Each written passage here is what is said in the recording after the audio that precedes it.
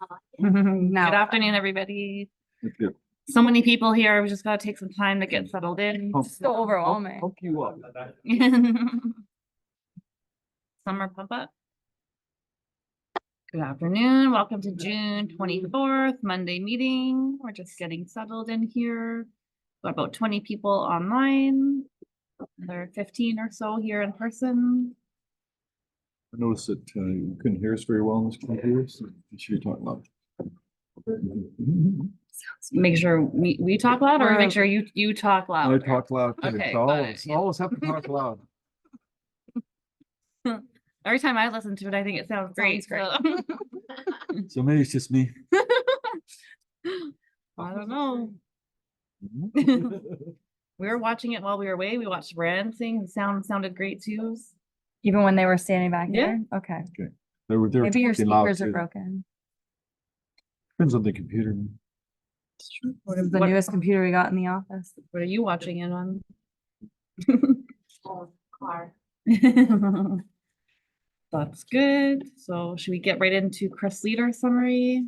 Just no, nothing major. Claire and I summarize had on? a little rhythm for a bit. You Okay. can, Claire does his rhythm. Okay. Or are we messing the rhythm up? Carly's back. Yeah, you're missing the card. Yeah. Yeah, the rhythm before I left was Chris Leader, market stats, and then article, but that's okay. Okay, if you want- so those people at home, I don't know if anybody's watching at home or not, but there's guys here at the office here. So what's the market doing? Tell me some good news. Give me some good news. Sold my detached. Sanic sold his detached. Hooray. Whereabouts? Whitby. In Whitby? How long was it in the market for? 3 weeks. We got 875. 3 weeks, 875. So we should tell the whole story. It Okay, was so I originally had it at 879. We had 45 showings. 879, 45 showings. Yeah. 2 offers at. Did you have an offer date then? no. We didn't do No offer date? 2 offers. They were both around 800, 810. 800, 810, okay. Then I reduced it to 849. You reduced your 849 from 879. 879, okay. We got another 35 showings. Okay, another 35 showings, okay, so. And then one of the guys came back, another offer came in. They were still at 830 was the max we got. And then out of nowhere, this random guy comes in from Coburg and gives us 870. Which was the original asking. Which is price. the original asking price. Yeah. Okay, so for those at home, there's just say, remember, so originally priced at 879, it was sold in 3 weeks there, but you had like 40 some odd showings during that time, no offers.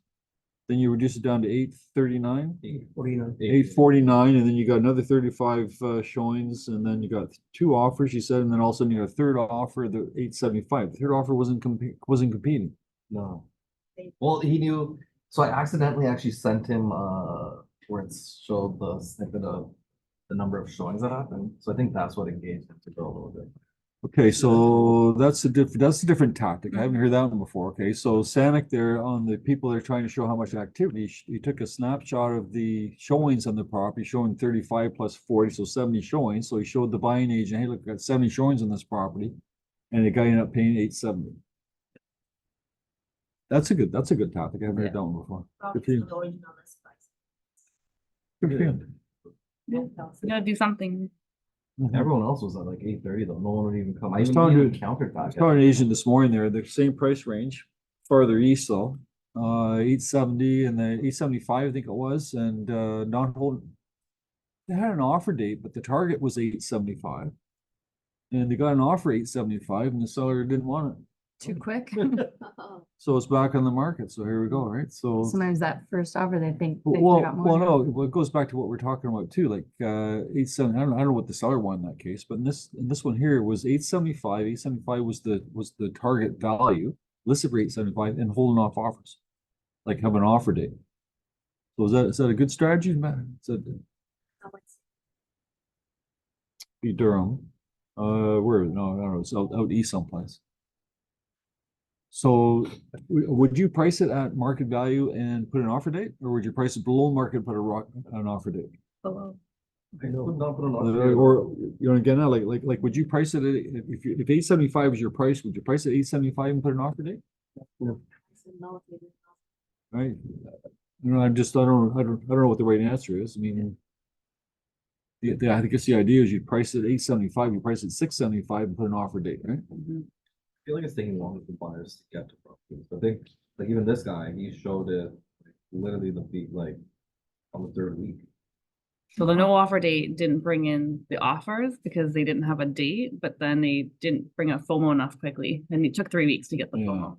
So I would have said like a long time ago, like maybe 2 years ago, that if you didn't have an offer date, then you're confusing because a lot of agents don't know how to work without an offer People date. kept calling, asking if this is the offer. Yeah. And my case's point is that Yeah. people are phoning saying, like, what's the offer date? Anytime you want, man. Yeah. So you're confusing I a think- lot of agents. Did you put in your brokerage marks like offers anytime as Yeah. well? Yeah. Yeah, interesting.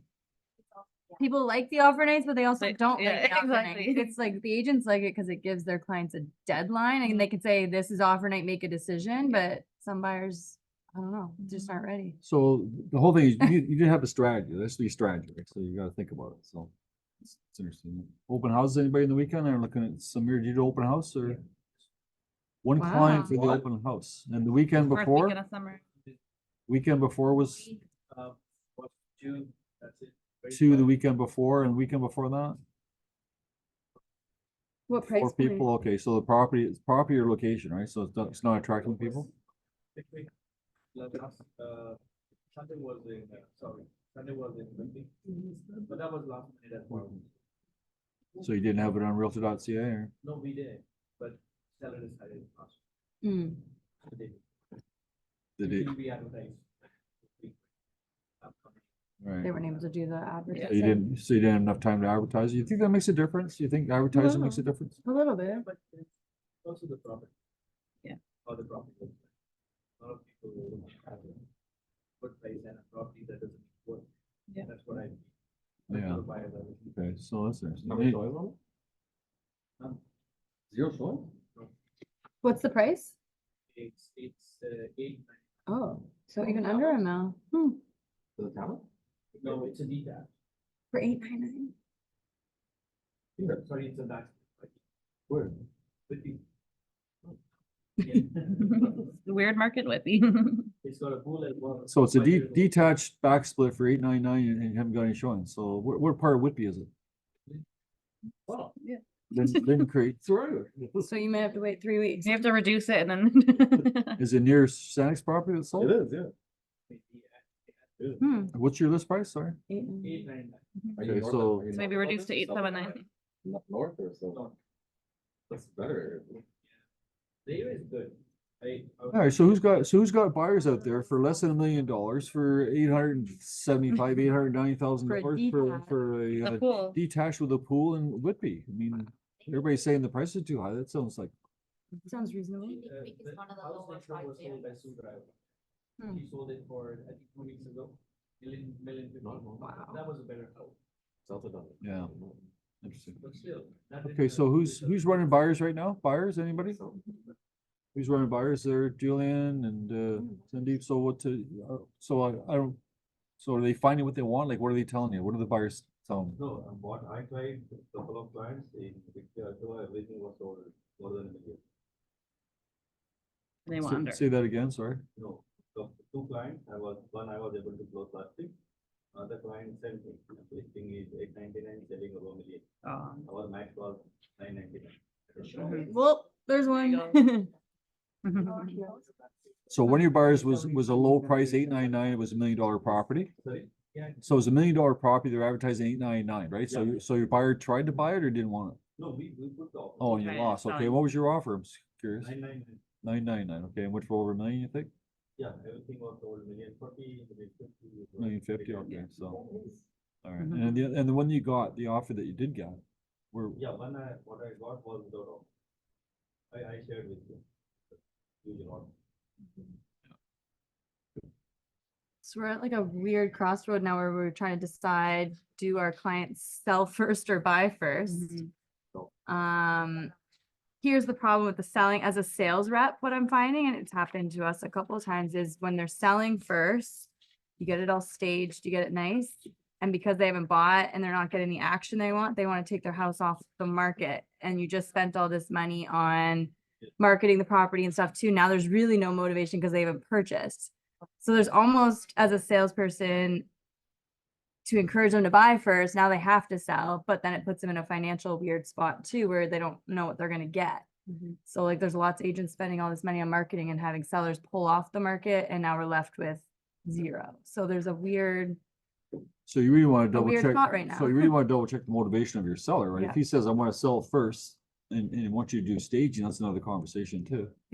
or they're But- doing it but- at the same But they time. want to do it because why? Because they don't like the neighborhood, or because they want to, there's really not strong motivation, right? So you gotta be Yeah. very careful. what Needs to you do. be a baby or something common, divorce, death. We talked about that today. It's a good idea to have open house on long weekend. Your time. It'll be quiet. If you had family plans, I would do the family plans. But if you have no plans. But if and you have wanna no be there- plans, then why So, not? I'm talking from buyers, but I have two listings. I'll be waiting for 4th July to pass. Mhm. Last year, the experience was long weekend and the first long weekend. Everybody go. Yeah. to open I house. find all long weekends, whether it's summer, winter, they're all long weekends are usually pretty slow for open houses. Depends where it is. Yeah. Depends where it is. I have a question. Most of the buyers that I'm dealing with, Yeah. because I'm dealing with buyers, maybe everybody wants to, but I think that most of the buyers feel they want to see more pressure on sellers, not being able to sell. Yeah. That's what they're not trying. They're looking for the motivated Yeah. types Yeah. of They sellers. feel that the game is in their hands. Well, that's the thing, like a lot of sellers that haven't purchased almost aren't motivated. So they're like, I'm just gonna wait to sell until I see my high price that's not realistic anymore. And then I see a lot of them suspend it, or they sit there, and then buyers are like, well, what's the point of me putting in offers on these properties with unrealistic sellers too? And it's a very weird cycle I'm seeing right now, where even just like 3 weeks ago, sellers were selling a little higher and we're not getting those numbers that we saw even 2-3 weeks ago. And the sellers are like, no, forget it, I'm not selling. And so like it's nobody's sprinting right No. now. So Samir's saying here that some buyers, they want to squeeze the sellers, want to make sure the seller's selling under distress of some type to be able to go in there. So my advice then, if you got a buyer like that, thinking like that, you want to show properties that have been in the market for more than 30 days. That have tenants in them. Yeah. Like, but to tell that buyer that this part came out today and he said, well, I want to wait till the guy desperate. The guy's not desperate yet. He hasn't been in the market long He enough. hasn't bought something. So find something that's been in the market, 3 weeks or longer there, maybe just concentrate on that guy. Or even looking up closing dates too. If you guys see a place that's been on the market for a while, sometimes the selling agent will put an actual date because they probably purchased something. So instead of putting TBD or 60, 90 days, if you see a date, usually that's a sign that they purchased something. And if it's hit in July, like they're starting to get a little bit more motivated. So talking about the market itself, believe it or not, even though it is kind of slow, the market's actually picking up. What? All relative. Like some people are doing this and some people are laughing here, so I'm not sure which, right? But you have to go from stats. When I say things here, it's just not my figure, my imagination. I'm doing stats. Right, so right now we've got 24,700 active listings. So if you've got a buyer out there that can't find something, then I don't know what he's looking for. Okay, there's lots of inventory out there. So what are you telling me? The inventory that's out there is overpriced? When I say overpriced includes bad shape and bad location and bad layout and bad whatever else, right? So is it mostly overpriced, you think, the 24,000? I think so. I don't know. Of those, I did a little bit different. 33% of the active listings are 24,000. 33% of them were vacant. So we do have a lot of investors, a lot of people trying to cash out, trying to get rid of their properties right now. If we break down the 24,700 active listings, there's 13,500 are freehold and 11,000 are condos. So a little more freehold than condos now. So that's was the same as last month as well. Sales right now, we've got 4,600. Last year, the same time was 5,800. So sales are actually down 21%. And last week when I did this, they were down 25%. So we're actually 4% ahead of the game. See? Condominiums are only down 28%. Last week, they were down 32%. And freeholds are only down 16%. Last week, they were down 20%. So it's starting to creep up. And if I compare the numbers with the first 23 days in May, which is maybe more relevant, sales for June versus May are down 8% overall. And freeholds are down 4%, condos are down 15%. So a very similar market to last month. So it is picking up. We are starting to see some activity there. So believe me when I say that, right? Active listings, there's 12,500. There's 4,500 that are freeholds, 7,900 are condos. So the condominium market is still flooded a little bit, but leases are actually up 5%. The freeholds are down 4%. The condos are actually up 10% for leases. So a lot of people who aren't buying their leasing. So the market's so it's there, but it's not, it's there. It's okay. We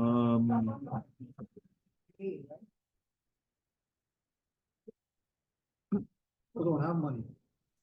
What do you mean people would be away?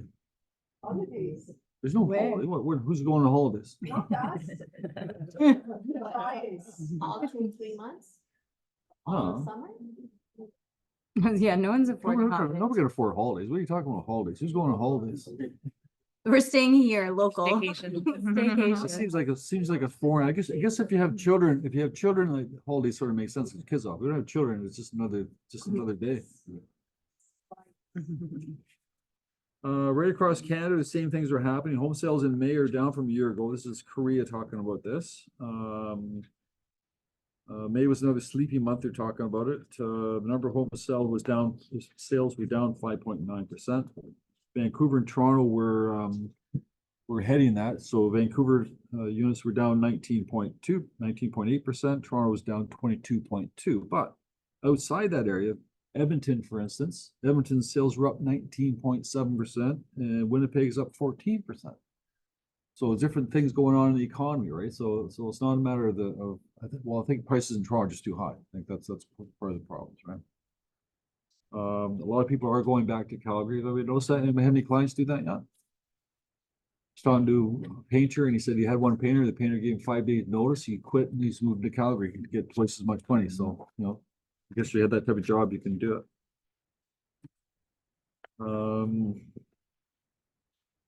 It's not going to happen here. Remember last week I just briefly talked about New York City. It's nothing to do with us, but just to show you what's going on around the world. New York City, when a landlord puts a property up for lease, the tenant pays the agent for the landlord the commission.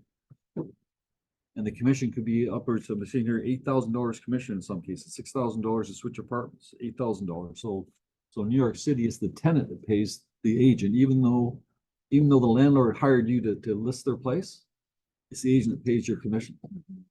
So they want to stop that. That's why they're talking about it. But $8,000, $6,000 to show a tenant a property, I like that idea, right?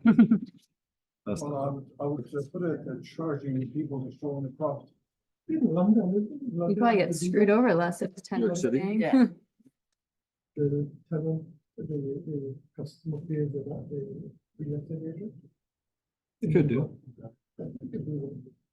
Yeah, maybe. They charge both sides, actually. It's buyers and sellers, agents, they get paid by both sides.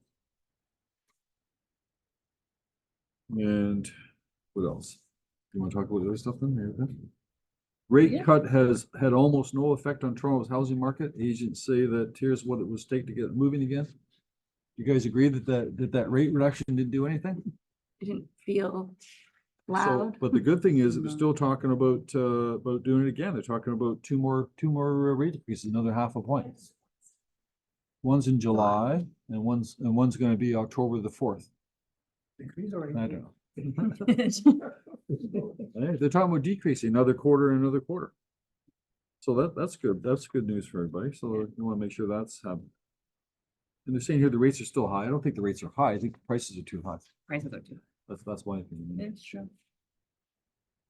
Go ahead. Well, IMF is trying to paint a more rosy picture of Canada because all the news is bad, right? So IMF is International Monetary Fund. So they're trying to say that Canada is not as bad as it seems. So it says the Canadian economy appears to have achieved a soft landing, staying out of the recession, even as inflation has fallen substantially. So real GDP growth is poised to recover. They also think that the fears around mortgage debt are a bit overstated. So earlier this year, we were talking about 70% of mortgages are going to be broken this year. Maybe that's a little bit overstated. And people are actually just gonna redo their balance sheets. They're gonna take out home equity if they have another property, and unemployment's still okay. So it says Canada was quick to consolidate debt after the pandemic, has maintained relatively low deficits and is targeting further deficit reduction. So even though we have a lot of bad things happening, they said we're not as bad as the US. We try to introduce things like capital gains tax that may help. They're talking about raising the federal portion of GST, which is also goes in line with the retirement age being increased also to 67. But overall, in the IMF point of view, Canada is poised to recover, and it's not as bad as we say. So saying we're not broken, it just needs some improvement. So it's not bad. Although Toronto did hit the top 10 list of impossibly unaffordable. So there was a survey done around the world of like literally unaffordable cities. And, you know, we're not too surprised to find out, I think Hong Kong was #1 on there. Yeah, Hong Kong #1, #2, Sydney, 3 was Vancouver. The rest were like California, Bay Area, San Jose, Los Angeles, Honolulu, and Hawaii, Melbourne. So Australia had 2 major cities, San Fran, San Diego, and then Toronto. So Toronto and Vancouver were the 2 Canadian that hit the top 10 impossibly unaffordable cities. So I mean, there's definitely something happening, but we're among all the big cities as well. So we're not special by any means either. But it's quite expensive, and that's why people, like Claire said, are moving west, east, and they're trying to afford. There are affordable cities in Canada. They're not the 2 only cities that exist. People just happen to really like Toronto and Vancouver. As long as you so- can get a job in the suburbs or cottage country, then, or work from home. Yeah, no, it's true. Speaking of cottages, they're saying that there is no real cottage boom, so everyone thought everyone was gonna offload their cottages with that capital gain thing, and this article saying people don't want to get rid of their cottages, they're just trying to figure out within the family how to offset the cost. So no one was really dying to get it out there and get it listed. But there are showing some signs, especially in Ontario, that people do want to come back to cottages. So during the pandemic, everyone kind of flocked to cottage land because you could work remotely and we were all locked down. So people wanted to be out in nature. And then post-pandemic, they all had to come back to work. So everyone offloaded those cottages again. And now it's kind of going back to a more balanced sort of market. So especially in Ontario, they're predicting that prices are going to go up 5% still in Ontario for cottages, but not as a result of the capital gains rule, that people are sort of just figuring that out amongst themselves and the family. What is interesting as well. That's kind of all I have for news. The rest was very negative, so I tried to find some really positive things.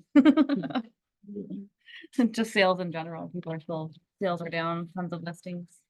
So I've got some stuff here. So I'm reading this article here. It's called Leon's. We already told you guys about Leon's there. They're going to develop that whole website there, or their whole land at Yeah. 400 and 401. It's on the southeast corner, southwest corner, southeast corner.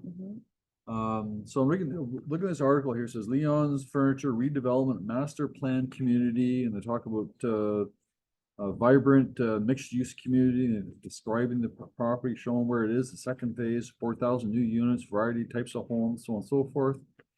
It's at Jane and 401. North York community, talking about all the areas that it's near, the schools that it's near, and then it says, before spending time prospecting your search, our investment presentation. Turns out that this is nothing more than a real estate agent trying to get people to sign up for the Leon's pre-con. Really organized.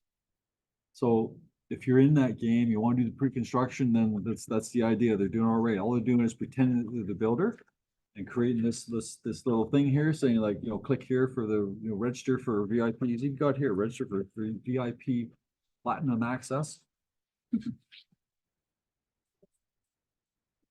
No, there is. but Platinum registration. It's a real thing, Extra but- platinum registration. So they're coming on like they're awesome. pretending they're the builder, when in fact they're real estate agents. So like SMB. do the same. Right? Do the same. This one here is fine. I don't know who this guy is. John, sure, I don't know who he is, but he says that the market needs investors. Condo market needs investors. You need people to buy investment properties. The way that the condos are, like, what, 80% down, new condo sales are down 80%. Our condos down are 20%. They're saying they need investors to buy these places to get the market going. You know, it doesn't say why they, you know, why would an investor want to do that? You're going to lose money. But, Yes, right. right? But it says that's what we need. Ultimately, our market needs investors. Mhm. And the only way you need investors is to be able to reduce the number of, well, I guess, the cost, right? The cost to hold it. Toronto anticipates over 100,000 new units between now and 2027. That's the market. That's the units coming to market. So there's going to be a flood of condos coming soon. It will affect something there, but I guess as long as the rent's okay, we're all right. And hopefully everybody's predicting a 50% drop. So once they do that, then we're okay. Then there's a couple of condos downtown that are getting real wavy. Is anybody, I don't know. You guys like architecture, like condo architecture? Got this one here. This is one where it looks like trees. This one here is going to be on King Street West. They've got a whole bunch of balconies with a lot of greenery stuff on there. Almost looks like a mountain. They call it like a mountain. All like nothing's the same. Like back in the old days when we did condominiums, unit 911 was the same suite as 1011, same suite as 1311. Not anymore, because now everything's different, right? So this one's on King Street, and then you got this one here down in the King's Quay, called the wavy thing. And it's all looks bizarre, if you can see that or not. Looks like, oh, you're behind me, right? Yeah. So today it looks modern, it looks around, see with the rounded windows, but has anybody seen any retro buildings built in the 60s? Look at it today, it looks like old thing there. Like Ontario Science Center would be a good example. Yeah. Ontario Science Center with all that pre-stressed concrete and all of the modern stuff and all the different angles and designs and whatnot. And now they had to shut it down because it's not safe. I don't know.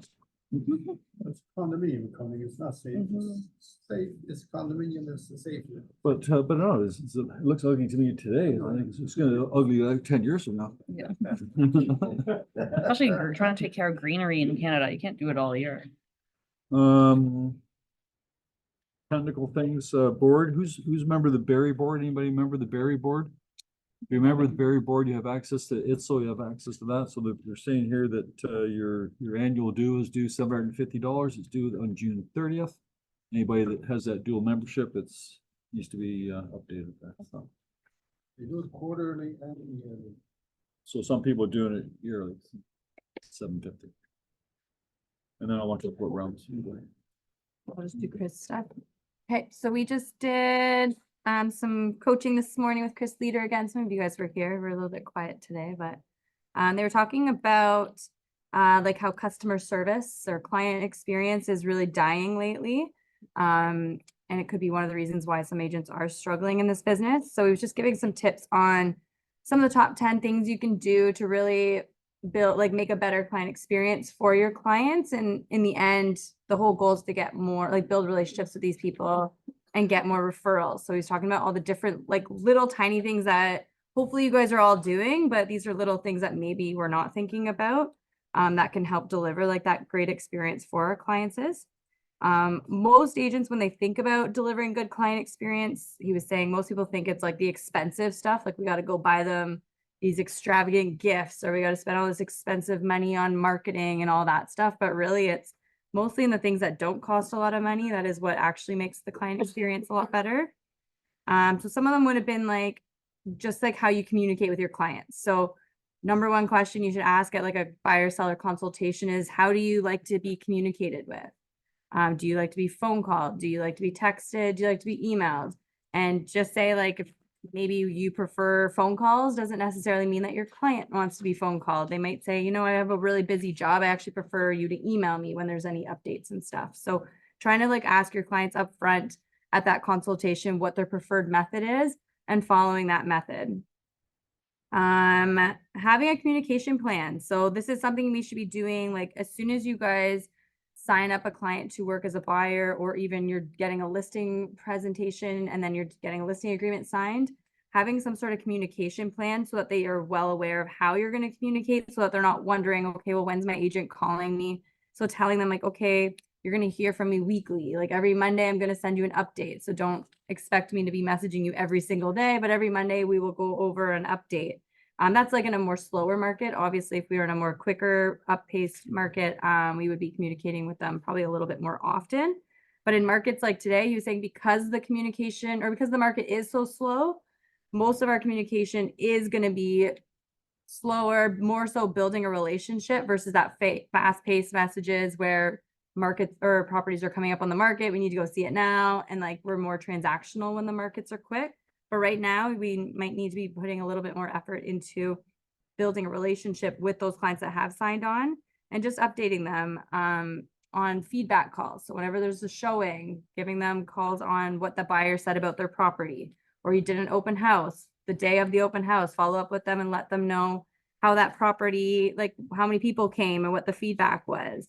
So having some sort of plan on, okay, as soon as the showing's done in 24 hours, I will let you know. Because sometimes the showing's done and 5 minutes later, they're like, what did they think? So if we're upfront a little bit more and saying, okay, when a showing happens, I'm going to follow up with them the next day and then I'll give you feedback. So then they're not messaging you right away, figuring out what the buyer said. So always kind of being more open about how you're going to communicate with your clients is really going to add that experience there too. Something that we also do that he was talking about was having a prearranged schedule of the activities. So I know we go on listing presentations, for example, and we talk about all the great things we're going to do. We talk about how we're going to stage the property, we're going to clean it, the photographers, and like it's like a big overwhelming bubble for them. So at the end of a listing presentation or even with the buyers, it's setting them up with like a schedule of activities. So it'll be like, okay, we call ours the plan of action. So the day after we've signed the listing agreement, we actually send them a calendar that says, okay, on these 2 weeks, it's all prep. So this is when you're decluttering. The painters are going to come this day. The cleaners are going to come this day. Stagers are going to come this day. Photography is this day. Then we're going to go live on MLS and actually setting out a planned calendar for them. We send them out different ways. Depends on the client. It could be in a jot form of each of the dates, or we'll set up like an actual calendar and fill in the dates of what the activities are going to be so that we're all on the same page. Everybody feels organized. So something very little, like just sending them a plan of action of the dates and what everything's going to happen is really going to keep them from asking you, okay, well, when are we going to do this? You talked about this. When are we doing it? So if you're setting them a calendar right away, it's going to take that question off of them and they're going to feel like they're part of the plan. The communication's open. So it's also going to give them that confidence. Other things, I wonder if I can even open some of this stuff. We talked a lot about checklists. Let's see. I'm just going to open my Google. I'm going to show you guys because you guys have a lot of this stuff too. When you guys log in on this little bar here, you're going to see the Google Drive. When you guys hit that waffle on your, hopefully your Century 21 email. Under your Drive, you guys all have access to this. If you can't find it, let us know. But you guys all have access to C21 Percy Fulton files. And there's this folder called Systems for Success. So today we talked about how you should have checklists for everything so that in your brain, it takes out that brain pressure when you guys have checklists instead of always being like, okay, got a listing, what do I do next? Or got a new buyer, what do I do next? And you're just trying to think of it. I've taken a lot of that pressure off of you guys. So for example, let's talk about marketing your listing. So I've created you guys checklists. Some of you may be aware of this, some of you may not. But for example, this would be like, okay, I got hired for a listing presentation, or I got hired to sell a listing. What do I do next? And I've created checklists. Okay, here's the paperwork you need to do. Step 2, add them to your database. Step 3, coming soon signs.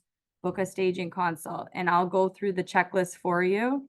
I am in the middle of making 1-page checklists, but you guys should each have your own checklists in mind when it comes to your clients. So I even have just like quick little checklists here of all the different steps you would need to do when you've got a listing, but just having checklists for everything. So working with sellers, working with buyers. What do you do when the property closes? Do you have a follow-up plan the day before, the day of, 2 weeks after? Like, what's your check-in plan? When you're doing open houses. So we just did an open house seminar a couple of weeks ago, and I went through all the different checklist items and all the things you should already have ready in your car so that when you're doing an open house, it takes out that thinking and that thought process by having these system checklists in place. And it's just going to free your mind. So if you guys haven't, I would check out our Systems for Success folder. I think it's pretty good. There's lots of things working with buyers, and you'll see systems manuals. We've got, again, if you get a buyer's client, I walk you through all the different step-by-step processes that you need to do. So you don't have to necessarily follow our systems, but if you don't have a system in place, you should start to create your own. And this is one of those things I teach a lot of the brokerages. I've been talking at conferences about this stuff, just having checklists. This is honestly what's going to save that brain power for you. And it's going to allow your clients to have a much better experience because they feel like they're working with someone that's on top of everything and that knows what's going on. Otherwise, if you've got clients that are messaging you, asking you for updates, you're probably not doing a very good job at updating them. If they're reaching out to you, you should be on top of your follow-ups by having that as part of your process. Like, again, if you've got a listing, somebody showed it, you should have it in your brain. Okay, whenever there's a showing that evening or the next morning, the first thing I'm going to do every day is check in with that listing or that buyer's agent, see what feedback they have, and then I'm going to relay it back to my client. So just having like those different step-by-step processes in your head, again, is going to make a client experience. He even talked about, let's see here, having, I should probably just like minimize all this stuff. There we go. There. So he was talking about even having like your email signatures up to date. So some of you guys have seen my email signature. I use a program called Wise Stamp. You can see it down here. It's a free platform. You can create your own email signature. So he was saying like have your cell phone number there because sometimes they don't want to go trying to find you. So if you're sending out emails, they'll have your phone number, they'll have your website. All of these links should work. You should have like a book meeting with me. Again, like some sort of calendar, your social media platforms, anywhere they can find you. If you've got these, make sure your links are working. That's another thing. But these are just ways, again, so people can get a hold of you. He was talking about voicemails and all that good stuff, checking your voicemails. Don't leave those hanging. I'm probably one of those people that will not check my voicemail either, but either have a voicemail that you're regularly checking, or in your voicemail, you should say, I don't check these often. If you would like a quick response, check my, or text me or something like that. So if you're not going to be good at checking it, either get rid of it or have some other alternative in your message for them. We might be missing a lot of leads in there. So if you haven't checked your voicemail, maybe do that.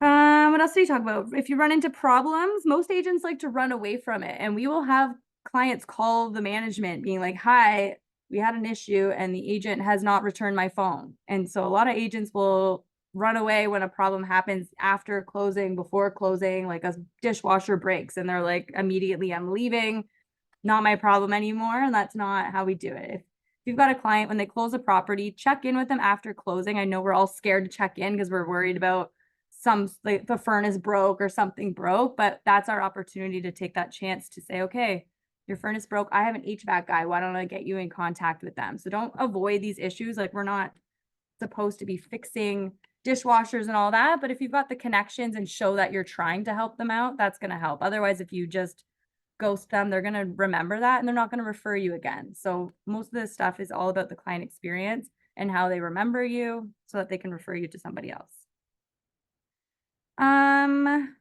Let's see, one more. You talked about focusing on the 5 Ds, which I thought was really interesting. So when you're trying to think of ways to communicate with your past clients, a lot of people don't know what to say to past clients or how to follow up with them. So we said to focus on the 5 Ds, which was diapers, diplomas, diamonds, divorce, and death. So these are major life events that happen. So diapers, when your clients have a kid or someone in the family has a kid, take that opportunity to reach out and say, hey, congratulations on the new baby in the family. Maybe send them a small gift. If they just got engaged, same thing. You can send them a congratulations. If there's a divorce, I don't know, you can offer your congratulations or your condolences, whatever it is. I think most people prefer to be congratulated in divorces. So take that as an opportunity because that could be a chance, again, for you to put your sales hat on. And then you talk about deaths as well. And to build the relationships, either send gifts to celebrate their happy moments. And then there may be opportunities for you to build relationships in those sad moments. So death was one of them. Someone asked what to say to get business, I think, or go to a funeral. I don't know, but being there is going to go a long way if you're just there to be supportive of people that are going through those things. So those are just some of his tips. I thought they were pretty good. Mm-hmm. Very simple things that agents overlook. We're also concerned about how to do great marketing and all of that, but we forget what to do when we have a live client and how to maintain that relationship and how to make sure that that entire process from consult to post-closing is a good experience for them. And that's the ultimate way to build your business is through those relationships versus always chasing transactions. There's way more business by doing these little tips on just staying in touch with people.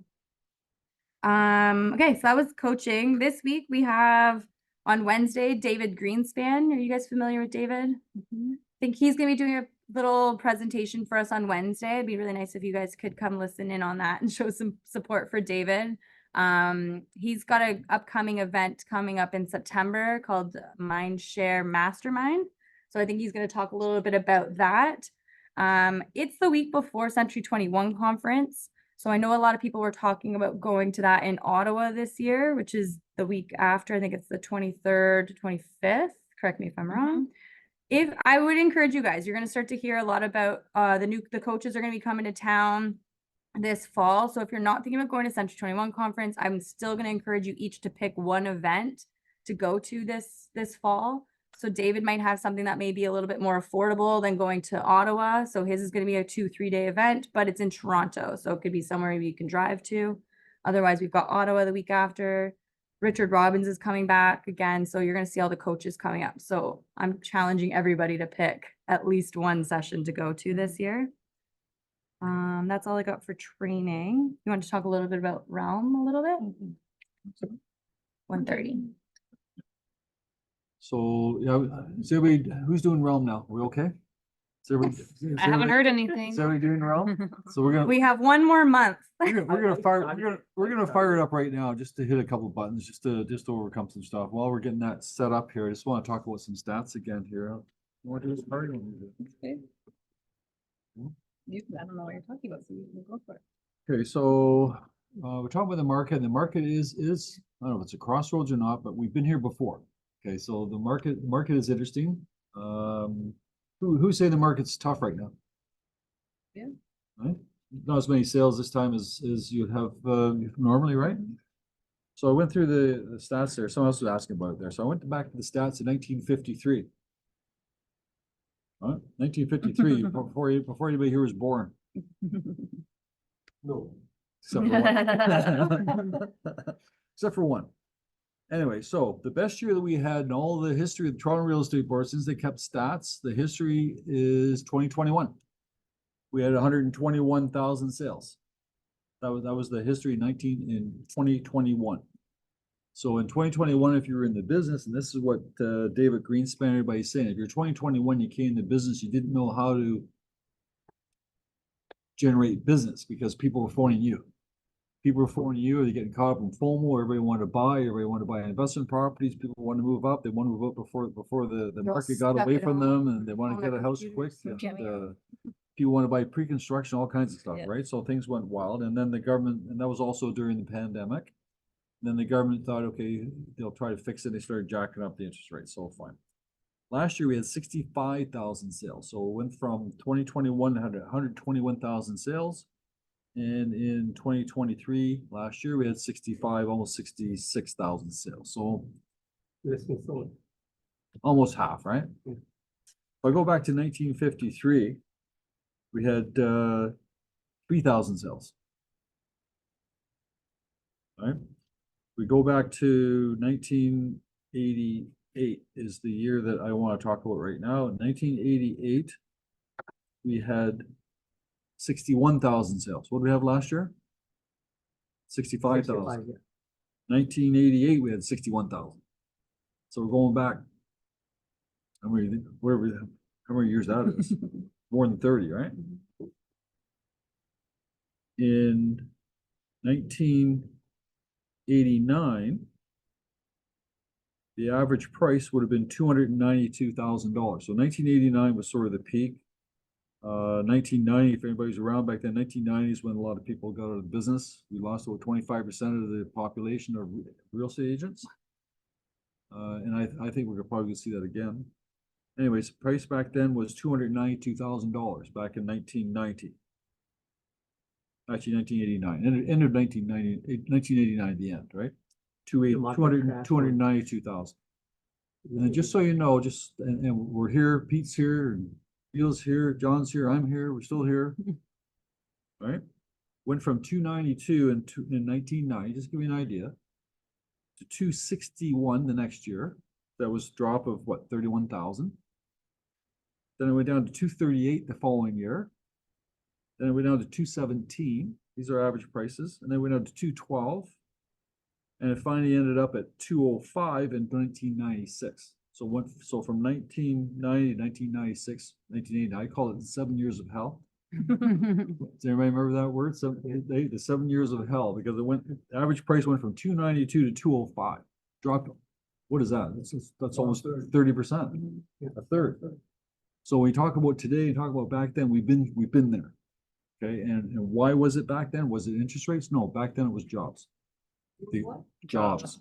Ontario lost about 200,000 jobs. All these jobs are going to the States and going to Mexico. We lost all kinds of jobs. The economy was really bad. Not interest rates. Interest rates back then, 1990, I think they were about, what was Redwood? Was it 14? I want to say 11 and a bit. I think around 11. I want to say like 9. No, I want to say 9, 7, 9. I want to say 9% or something. No, that was way back. That was in 1989. I think it was about 9%. Because Red is 11%. Okay, who's that merge company that did Canada Homes? Redwood or something, right? 9 3/4, I think. That's what I'm thinking. 9 3/4 I had in my mind. Anyways, it was Yeah, down. It probably, wasn't the 18%, but it was over 9% anyway. So it was 1993.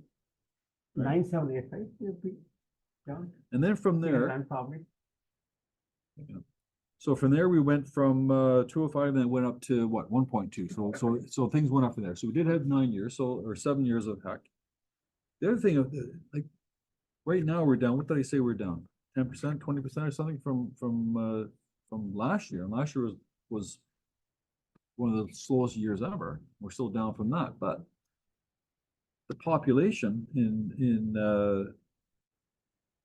2000, okay, year 2000, going back just to 2000. 2000 would have been the last time that units were down about, it's about 58,000 in 2000. In 2000, the population was 4.6 million. Today's population is 6.4 million. So we can't go from 4.6 to 6.4 and still sell 60,000 homes. This is my point. Like there's pent-up demand up there. It's not the end of the world. It's not the end of the market. Just pent-up demand. So I think it's all going to pick up relatively soon, and we're starting to see it as I open up. We're starting to see it today. So don't worry about it. We've been there. Keep working.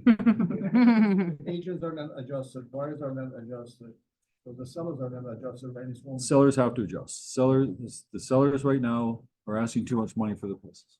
My seller is not adjusted. I had 4 offers on my property, didn't accept it. And just so you know, back in 1990, for every 14 listings, we had 1 sale. That was 14 months of inventory. We're not even close to that today. No, or at least.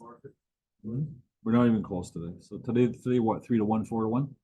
So it's nowhere near. So even though it may seem interesting market, it's nowhere near as bad as it was. So we're okay.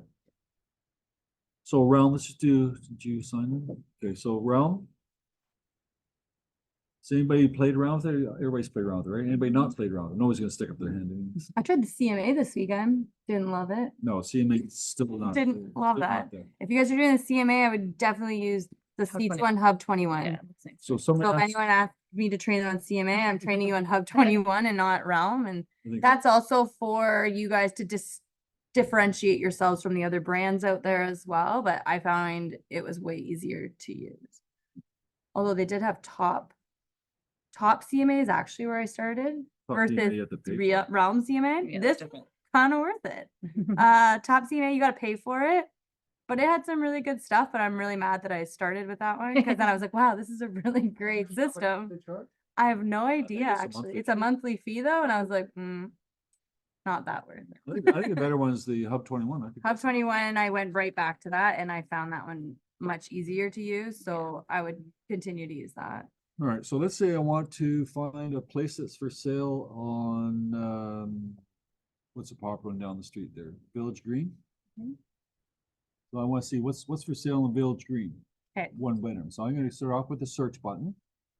Then you got to go to, Showing out here. yeah. It's behind us. then you got to go new search to clear, otherwise it keeps your previous search up there, like Durham. So you have to clear this, you have to do a new search. So you want to do before we do anything here, so, this view here is called Table. this is a table. Oh, view. sorry. I like to see mine in the Do table most view. people do table view, or most people? I you like guys- table. I do those- table because I'm those- Stratus. Everybody's staying, because I like the consumer view myself. Ooh, what's consumer? That's fine. Map. See, Consumer I view- like this because it looks the most like Stratus. I like, I like consumer view because because of the selection. Go back to consumer view. Select it over and then. And then see on the left side here, I've got all my buttons there that I have to push. Yeah. They're You all, could do both. Interesting. right? You No, can do You do map map and table. and Map table. looks too confusing to me. So let's go to consumer view, just Alright. to make me feel better. Okay. So I can start off with location. So one location is gonna be Toronto, Toronto. and that's fine. And I, Here, I'm gonna show you guys while we're there to look up the municipality in Toronto. They've got this pinned here. So what's the number of Village Green? Do we know? One, CO 25 or 35. 25? One. No, I'm showing you how to look up 135. EO5. Is 4th Street EO5? We're gonna, I'm just show you. Village Green. So if you guys don't know of the map, if you don't know on the map which it is, it'll put the pin on the map. And then they have this thing called map layers. And you can click municipality. And I'm gonna zoom out so you can see it. And you'll see my pins in there and it's EO7. Okay, so we're not doing any guessing. So you can do that anytime you guys are doing Toronto and you don't know if it's CO1, whatever it is, do the location and then map layers will tell you which area. Same thing with communities and all that. Okay, so we discovered it's in EO7. So you're doing EO7. Mhm. Okay, and then you have to click match on all. Yeah. Otherwise, it'll give you all of Toronto And the also. and EO7. Okay, we want to do condo. Any particular beds, baths? It's just do one bedroom. Just one bath. Mhm. Okay, So here's for sale right now. So that's all the stuff that's for sale for a condo and then you got to put in Village Green. okay. Just-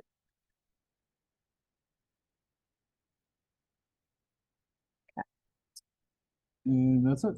So if you want to look like Stratus, then you're gonna change it to your table. And there's Stratus. And then if you wanted to send this to somebody, you can email it to them. Put their email address in there. If you want to send multiple listings, you can click a bunch. But you actually have to exit out of it. You have to go back. And then you can email it to your clients and it should do the two. It's really slow right now, actually. So I found Realm very slow this week. I don't know why, but that's how you would do the 10 or 2. One of our agents went to the in-house training at Treb, so they've got all kinds of stuff. They got something going on almost every day. So if you're the type that wants to learn online, or sorry, in person, then you might want to sign up for Treb to go there. One of our agents did go there, and he said the only problem he had was the problem why I didn't want to do it in the first place is that you got those people in the corner over there or the front that put up their hand all the time and ask all the questions. You know, the guys that know nothing but ask all the questions. It disrupts And the it entire disrupts the thing. entire thing, and plus the computer was slow to boot, so like, so he Too many said, people. I saw them, too many people. what do you mean, too many people? Entire, I was, telling this entire things. I went to buy from the store things and I saw, I say, they're packed. Yeah. Even people, they were standing. Okay, so, okay, but the one this fellow went to, it was packed, but he got there and it was half full, so half the people didn't show Hmm. up. And they're free as well, or you gotta pay? They're free, no, they're free.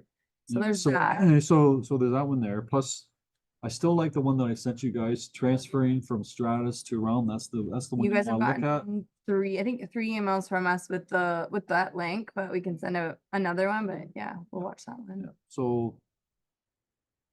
I don't know, not that hard, in my mind. It's not.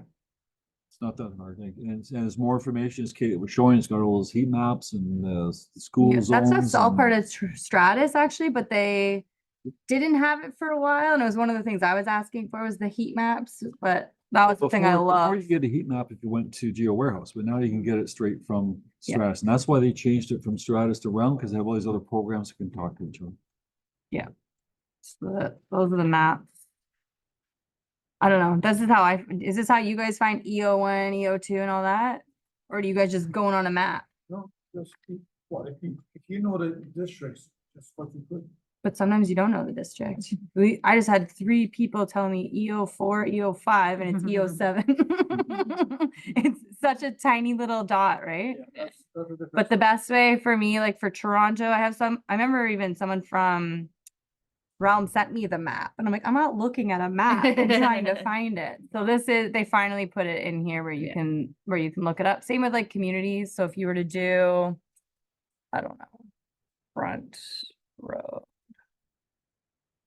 Pickering, for example, like if you guys don't know the community, when you guys are doing like your listing agreement, you can do the same thing where you can put communities How about, and it would show you it's in the Bay Ridges community of Pickering. The best thing is a map. what I have a hard time myself, maybe someone's got the right answer, when I try to find the land registry office for some out of town property. I don't know whether is it Yeah. Durham or is it Frontenac or is it Essex or is it, Yeah, so this is the best button for that. Look up the address this- and then do a does it heat map. show Kingston? Probably. Anyone know a street in Kingston? Can you expand this? See what it- Just see if it like shows Kingston. If Kingston's on our board, it might. I don't know though. These are communities, these are not the land registry offices. Yeah, no. I think it stops. Stops in Brighton. It's that form. Yeah, it's just track stuff. Yeah. Communities. Good. Anybody have any properties they want to talk about? Everybody's all sold out? All understood now. Everyone's got condos. Okay, everybody's condos? Everybody's all sold out. Who's got listings? Whew. Hmm? Just Whitby. Would be. Oh, no, yours isn't Whitby. Was yours Whitby? No. No, that's. Oh, that was, where's yours? Are they condos? One condo townhouse, one bungalow. Pending Park. Pending Park, Penthouse. Penthouse, 648, This price. list price. Plus one bed. Wow, When that's you a buy yours. steal. 10 Dean for 649 for a penthouse. It's an older building. It would take 500. That's an old Tridell building, Try it. Just Oh. came on the market today. Dean Park, right? And then Penthouse. Mm. Which one? Is that the one north of 401? Yeah. It's the Converge, right? Converge too? Yeah. Yeah, it's Tridell. Shows Okay. nice and well All right, set. so next weekend's a long weekend, apparently. I didn't know that, so. No meetings. No meeting next week there, and then tonight, anybody, who's watching TV tonight at 8 o'clock? Come on. Sports? 10 o'clock tonight, Sports? sports, Stanley Cup final. Come on. Go Oilers. Go Oilers. There you go. We got someone. I've learned from this crowd here to be. Not big when it comes to Yeah, sports. exactly. Did anybody watch the Toronto Argonauts play on the other night? Who? Yeah. We're so busy selling houses. I know. Does anybody know what the Toronto Argonauts are? Oh, wait, downtown. And save the date, August 14th for our family fun day. We'll send more information about that out today as well, August 14th. All right, we'll see our online people Wednesday, Have a good 11:30. week.